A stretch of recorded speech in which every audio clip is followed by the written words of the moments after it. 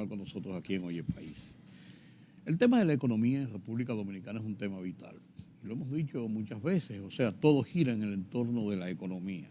Si hay abundancia, los problemas sociales se minimizan y los problemas políticos se dirigen a otro campo. Cuando hay escasez, se agudiza todo.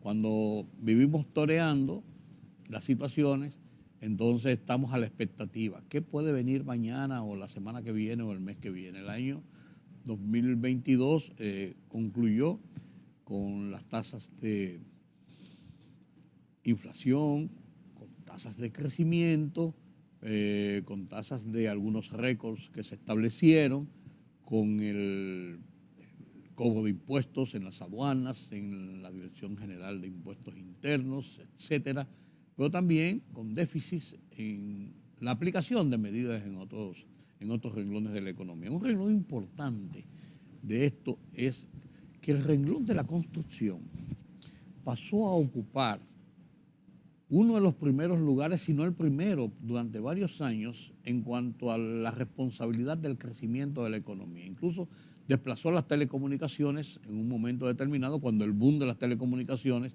y todo el mundo andaba con una cuestión de este y hasta con dos. Te encuentras con el paletero de la esquina y anda con dos. Entonces, el boom de las telecomunicaciones, pero ya ese renglón tenía que llegar a un punto donde está más estancado y entonces las construcciones tomaron el primer lugar. ¿Qué ha pasado después de la pandemia con la situación de la economía mundial, con los aumentos de las tasas de interés en República Dominicana, por ejemplo, para enfrentar el tema de la inflación? ¿Qué ha pasado con la construcción? Y el año pasado se redujo considerablemente. Converso esta noche y comparto con ustedes sus comentarios, sus opiniones, con un joven profesional mercadólogo, administrador de empresas, catedrático universitario, Andrés Rojas, quien nos ha cedido esta oportunidad para ver qué está pasando en este mundo y en este mundo de la economía y el movimiento cotidiano en República Dominicana. Buenas noches, gracias por acompañarme. Don Rudy, muchísimas gracias, muy buenas noches. Un privilegio de nuevo poder sentarme con usted y tener este conversatorio de temas que son tan interesantes para nuestro país y para nosotros como ciudadanos en particular. ¿Qué en tu opinión, qué ha pasado con el tema construcción? Porque mucha gente se queja de que ahora le ha aumentado todo, pero eso, las autoridades dan una serie de factores por lo que ha aumentado, pero hay otra gente que entienden que es desproporcional. ¿Cómo puede esto afectar a una industria en progreso como es la construcción? Sí, usted en la introducción hablaba sobre el tema economía a nivel general, de cómo impacta en los bolsillos de la gente, cómo se ve en términos de abundancia o en términos de escasez. Y vamos a hacerlo desde un método deductivo, vamos a partir de lo general y vamos a lo específico. Perfecto.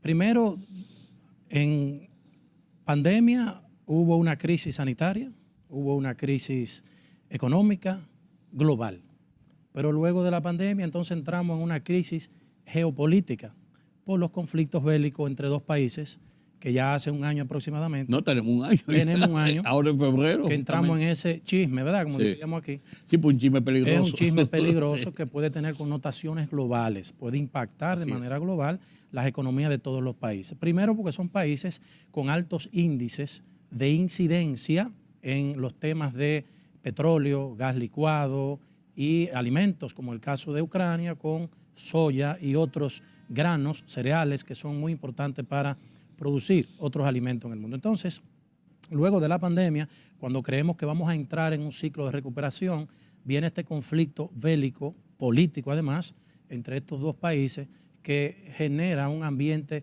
de mayor incertidumbre. Sin embargo, en el caso específico de República Dominicana, hemos sido uno de los países que de hecho ha sido admirado por la forma en la que pudimos abrir después de la pandemia y también la recuperación de la economía, una de las más rápidas que se logró en la región de América Latina y el Caribe. Entonces, eso trajo como consecuencia inflación a nivel mundial. Todas estas cosas que mencionamos en la introducción trajeron como consecuencia niveles de inflación a nivel mundial en los índices de precios, tanto de alimentos como de los commodities, como de los combustibles, como del precio de las casas, de las rentas, la canasta básica, en fin, a nivel general. Entonces, nosotros fuimos impactados, no fuimos la excepción. Y eso se reflejó mucho en el sector vivienda, como usted lo mencionó al inicio, en la industria de la construcción, que estuvo impactada por esos factores que generaron alza en los precios de los materiales y también en el nivel de inflación en el que nuestra economía se vio abocado bajo esas circunstancias. De modo que, después de esos factores externos, nuestro país de manera interna ha tomado medidas, como el caso de políticas restrictivas que el Banco Central desde el año pasado comenzó a tomar. ¿Qué son políticas restrictivas? Cuando las tasas de inflación llevan una tendencia alcista que pueden llegar a grados inmanejables, los bancos centrales de los países deben tomar medidas para reducir ese ritmo de crecimiento de la inflación. Y eso se logra reduciendo el nivel de circulante, de flujo de efectivo. Como dicen, retiran dinero. Retiran dinero. Y la gente lo dice en lenguaje popular. Sí, oye, no hay circulante, no se ve el peso. No hay cuarto. Pero eso científicamente, técnicamente, tiene una lógica. Y es que se incrementa el precio del dinero, es decir, el valor del dinero, que son los intereses, para hacer que le sea menos atractivo a la gente tomar prestado para consumir, para gastar. Y eso reduce circulante en la economía cotidiana. Pero se refleja en renglones importantes, como el caso de la construcción de que yo te hablaba. Correctamente, y allá vamos. ¿Qué sucedió en la construcción? Como usted bien lo dijo en la introducción, es el segundo rubro más importante, ya lo hemos dicho en otros programas que hemos participado con usted. La construcción es el segundo rubro del PIB de la República Dominicana, representando históricamente el 10%, pero hasta hace unos 2 años era el 15%. Sí, eso había aumentado bastante. Exactamente. Si ponemos eso en perspectiva, solo la industria de la construcción en República Dominicana es más grande que la economía de Bahamas, es más grande que la economía de Jamaica, es más grande que la economía de Haití casi. Es decir, que es una industria importante después del turismo. Solamente esa industria. Solamente esa industria. Sin embargo, ¿qué pasó? Luego de la crisis de la pandemia y luego del conflicto Rusia-Ucrania, la disparada en el precio de los materiales de construcción y la subida en la tasa de intereses generó una desaceleración del ritmo de crecimiento de la industria de la construcción. Por ende, eso tiene un impacto directo en que podamos lograr seguir reduciendo el déficit habitacional de viviendas de bajo costo que tenemos en República Dominicana. Pero también ha impactado porque eso ha venido por muchos factores, incluso dentro del camino de estas alzas en los materiales de construcción, estuvo también el tema de los fletes, el aumento de los fletes. Y no solamente el aumento, sino la oportunidad de las importaciones, los embarques, los traslados en tiempo importante, sí. Primero. Y segundo también, Andrés, un tema es que si bien es cierto que impacta en la industria de la construcción para construcciones de bajo nivel, también los de clase media son sumamente impactados porque aquí se ha producido en los últimos tiempos un boom de construcciones para gente de clase media casi en paralelo a la de las clases más pobres, o sea, de clase media hacia abajo. Entonces, porque los de clase alta tienen como su situación de vivienda más o menos resuelta. Yo creo que ahí el jamón del sándwich sigue siendo la clase media. No sé qué te parece a ti. Sí, totalmente de acuerdo, don Rudy, con usted. Tiene mucha razón y lo vamos a explicar. Ajá.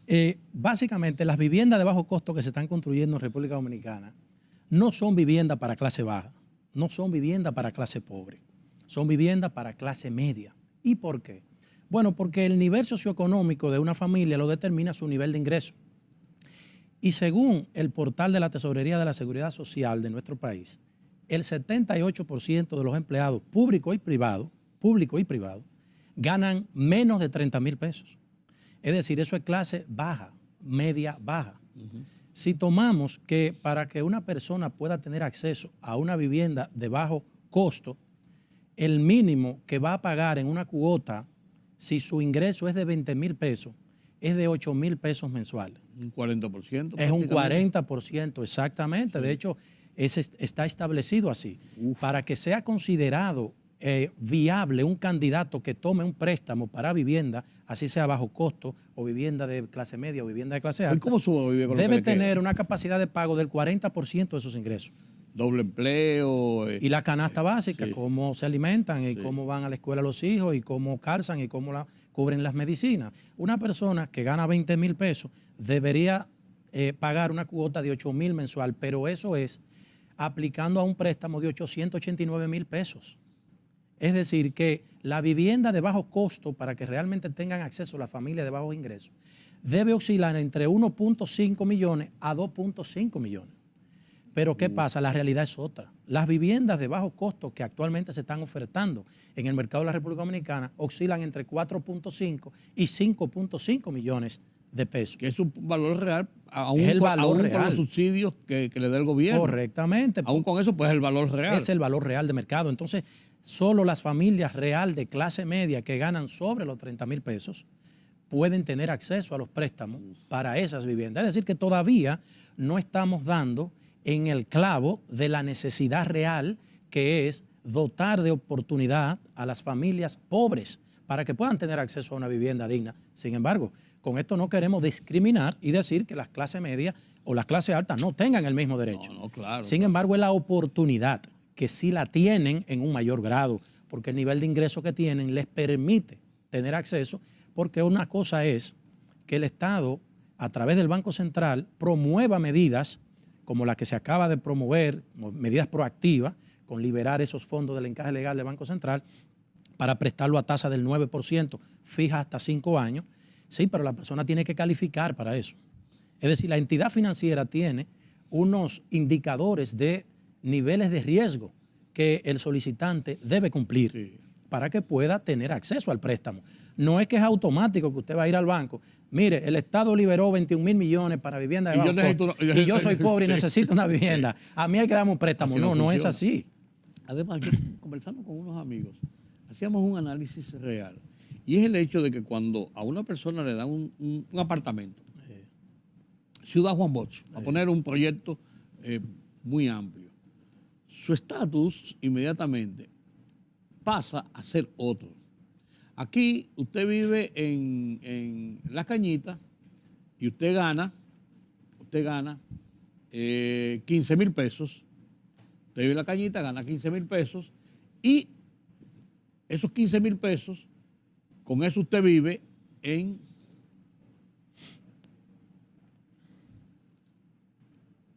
un estado de pobreza, Sí. pero de pobreza sostenible, Sí. para ponerlo así. Pero a usted le aumentan 5,000 pesos y usted ya se muda para Villa Consuelo o se muda para María Celadora. Y entonces, si usted pagaba 1,000 pesos, 1,200 pesos de una casita que tenía ahí, usted comienza a pagar 5,000 pesos. Y comienza su estatus a aumentar. Pero con eso conlleva con el transporte, con el niño en el colegio, con los gastos. Entonces, una persona que recibe una vivienda de esta naturaleza con un apoyo importante del gobierno, a final de cuentas, al cambiar su estatus, también cambian sus necesidades de gastos. Correcto. ¿Eso es correcto? Sí. Porque eso lo analizábamos unos amigos en estos días. Uno pasa de un Sí. estatus a otro aquí, Sí. es como cruzar una esquina. Yo creo que eso no necesita que se le agreguen muchos detalles porque usted lo acaba de explicar muy bien, sería redundar. Sin embargo, eso es correctamente y en todos los niveles socioeconómicos. Aplica para nosotros. Usted fue en un momento una persona quizás de niveles medios bajos, luego fue escalando social y económicamente. Ha sido mi experiencia también. Yo vengo de vivir parte atrás, en un callejón, en Cristo Rey, donde me crié, después de venir del campo donde nací con mis padres. Pero a través de la educación, la formación en el hogar y el enfoque de mis padres y de mis hermanos en que yo tuviera acceso a estudiar, a educarme y a formarme, bueno, pues eso me fue dando la oportunidad de ir teniendo mejores empleos, Claro, de ir ganando mejores salarios, pero en la medida en que eso fue ocurriendo, mis necesidades de vida también fueron cambiando, porque hay un estatus ya que tú debes ir adquiriendo y tus actividades cotidianas van a requerir de otra estructura económica, correcto, de movimiento, de vestuario, de dónde van tus hijos a la escuela o a un colegio, de si vas a comer o no vas a comer en un día en un restaurante, que eso no aplica para ese nivel de gente todavía, pero son estilos de vida aspiracionales, que es un derecho para todo el mundo. Eso te iba a decir. Es un derecho para todo el mundo. Es la visión que uno tiene. Si la gente trabaja y se esfuerza, debe tener el derecho a eso. Claro. ¿Qué es lo que pasa en los países desarrollados? La gente trabaja duro, así sea en niveles obreros, clase obrera trabajadora. Uno lo ve con la familia de uno cuando va a Estados Unidos. Viven en niveles de clase trabajadora, pero tienen una vida digna. Pueden ir a un restaurante, pueden vestir, pueden calzar. En su casa tienen los enseres básicos para una vida con dignidad. Incluso hasta pueden planear un viajecito de vacaciones cada 2 años, venir a República Dominicana. En fin, yo creo que eso es un derecho humano. Y lo que usted explica es eso, es que en la medida en que la gente va, la movilidad social se llama, en la medida en que vamos alcanzando movilidad social, bueno, pues vienen otras necesidades. Algunas son aspiracionales, pero otras son reales. ¿Por qué? Porque ya quieres ofrecerle a tu familia una calidad de vida distinta. Y ahí no hay un espejismo en el que se aprovecha muchas veces el populismo, el populismo periodístico, el populismo político, el populismo de la aspiración y la competencia, la competencia normal que hay entre familias y entre amigos. Eso no tiene mucho que ver con eso. Sí, don Rudy, qué bueno. Y el Estado está en la capacidad dominicana de suplir ese anhelo, ese espejismo que tiene la gente. No, qué bueno, don Rudy, y qué profundo, porque quizás de usted no tener esa reflexión no llegásemos ahí. ¿Qué sucede? Esto es tan antiguo que hasta en la Biblia, en un momento Jesús dijo a uno de los discípulos que le estaba cuestionando sobre algo, que por qué se estaba derramando un perfume tan costoso en los pies de Jesús para hacerle un ritual. En vez de vender eso y entregárselo a los pobres para que comieran, Jesús le dijo, aguanta, ustedes siempre van a tener pobres con ustedes, pero yo no estaré todo el tiempo con ustedes. Es decir, si partimos desde ahí, siempre existirán personas en niveles de pobreza, porque en los sistemas humanos, políticos, va a ser imposible eliminar la pobreza de manera total. Ese es el equilibrio de la sociedad. Ese es el equilibrio, es un balance. Sí. Lo que sí se le debe permitir a las personas es que tenga la oportunidad de alimentarse, un techo donde no mojarse, aunque sea pequeñito, o que se lo ganen fruto de su trabajo. Pero es populismo, don Rudy, cuando vemos a los políticos decir, en el próximo cuatrenio vamos a eliminar la pobreza en este país. Todo eso es mentira. Claro. No hay forma, no es viable por un tema de recursos financieros, por un tema logístico y por un tema de naturaleza. Entonces, oigo decir también muchas veces que si nosotros pudiésemos erradicar los niveles de corrupción que tenemos, no solo en República Dominicana, en la mayoría de países latinoamericanos esa es la realidad. Es posible que esos recursos orientados a ofrecerle oportunidades a la ciudadanía, quizás los niveles de pobreza sean menos. Se pueden reducir en un porcentaje razonable, pero es una fantasía, es un sofisma.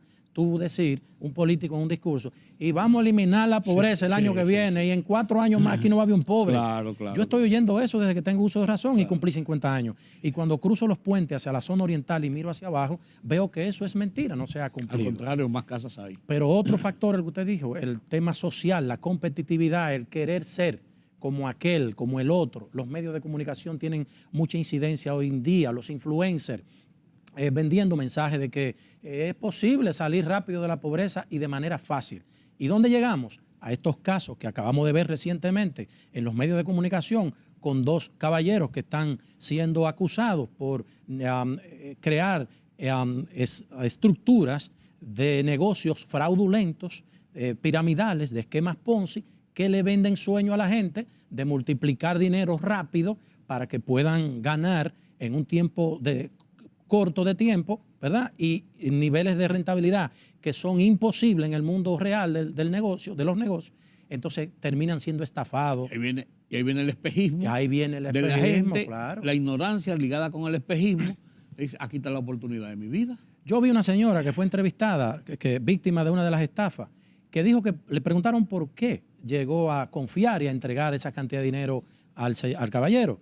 Ella dijo, bueno, yo vi que ese hombre siempre, en las redes sociales, ese señor siempre está viajando, anda en un avión privado, un carro moderno del año, la oficina está en una torre, eso es espejismo.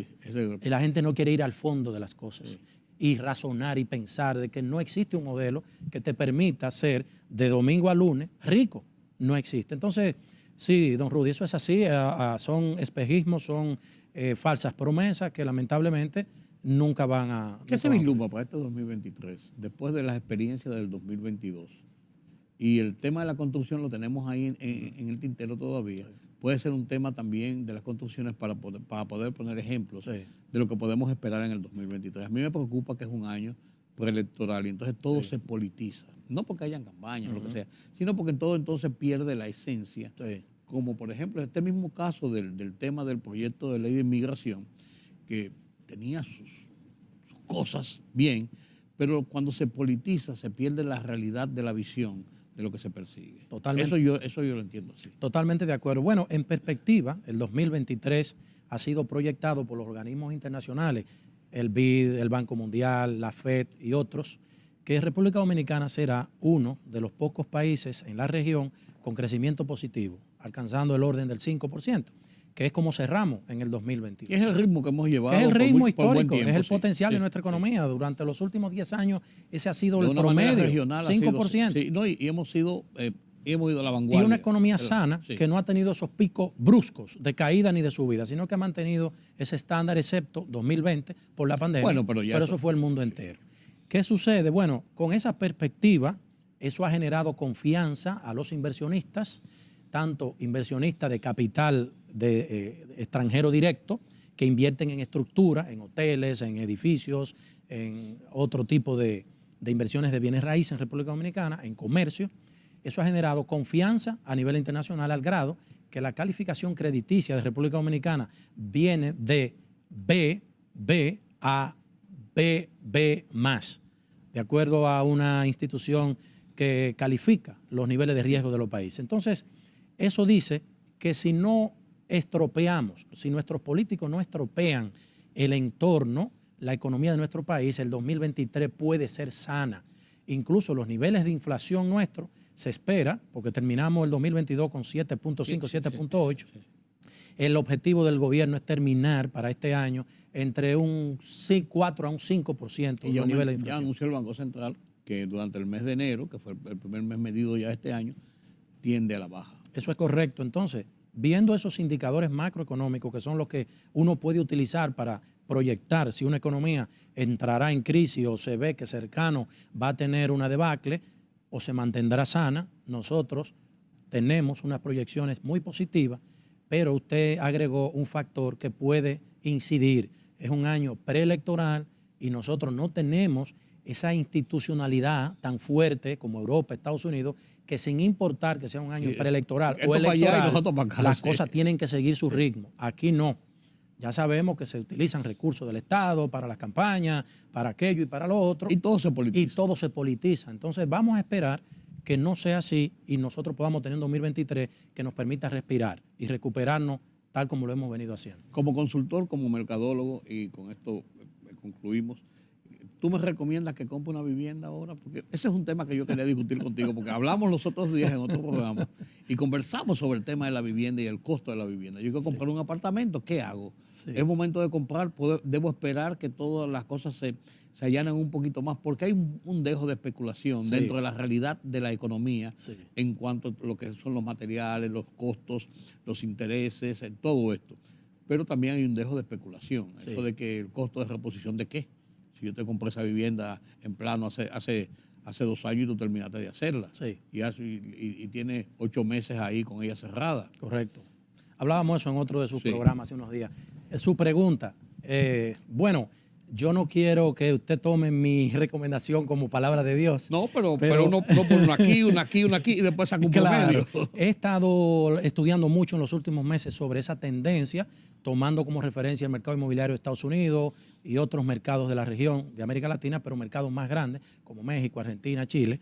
No es nuestra realidad, pero hay que tener algunos parámetros de comparación. La recomendación es no, ahora mismo, al día de hoy, porque, bueno, hay incertidumbre todavía sobre qué va a pasar con los temas de las tasas de interés. Hay que esperar los movimientos que va a hacer la FED en Estados Unidos, que es la Reserva Federal, y todos los demás bancos centrales del mundo, de ahí es que parten para poder implantar su política. Como el faro que indica por dónde van los barcos. Efectivamente. O sea, lo que hace el Banco Central nuestro no es porque fue una decisión nuestra, es que hay que ver primero qué va a hacer Estados Unidos, que es la economía de la que más dependemos y es la más cercana a nosotros como potencia. Número 2, se espera una recesión económica de China y de Estados Unidos para finales de este año, que eso pudiera también impactar de nuevo tanto en las tasas de interés y por ende en la inflación. Entonces, tomar una deuda a largo plazo por un activo, la gente dice, bueno, es que es un activo, es un bien raíz que va a tomar una plusvalía. Sí. Lo que hay que hacer es unos cálculos que no son tan sencillos como tomar una mascota, de cuál va a ser el retorno de mi inversión comparado a los niveles de inflación o de la subida en las tasas de interés que yo voy a tener que pagar en el tiempo por ese dinero. ¿Es una tasa de retorno razonable? Además, ¿cuánto tiempo me voy a endeudar con ese activo? De modo que, igual, el año que viene tenemos un año electoral aquí. Sí. Yo creo que el ambiente, el entorno hoy, yo no compraría, a menos que tengas un exceso de liquidez y diga, bueno, este dinero, para tenerlo en un certificado financiero con una tasa tan baja, compro un activo que puedo rentar. Sin meterme en un préstamo. Sin meterme en un préstamo. Sino directamente, y entonces lo que me voy a ganar es, me lo está cogiendo en plusvalía. Así sí. Así sí, pero si es endeudarme para entonces comprar una casa con una deuda de 20 años, no sería mi recomendación ahora. Bueno, gracias Andrés Rojas por estos comentarios. Qué bueno conversar con gente joven, progresista, que no está sesgado y que tiene una idea de la realidad de lo que vivimos en República Dominicana. Hemos visto así rápidamente nuestro 2022, nuestra realidad en República Dominicana y algo de lo que nos espera para el 2023. Gracias de nuevo por acompañarnos, Andrés. Gracias a usted, don Rudy. Esperemos que podamos más consecutivamente conversar de hechos, incluso puntuales. Claro que sí, un placer para mí, un honor y muchas gracias por la gentileza. Permítame la pausa.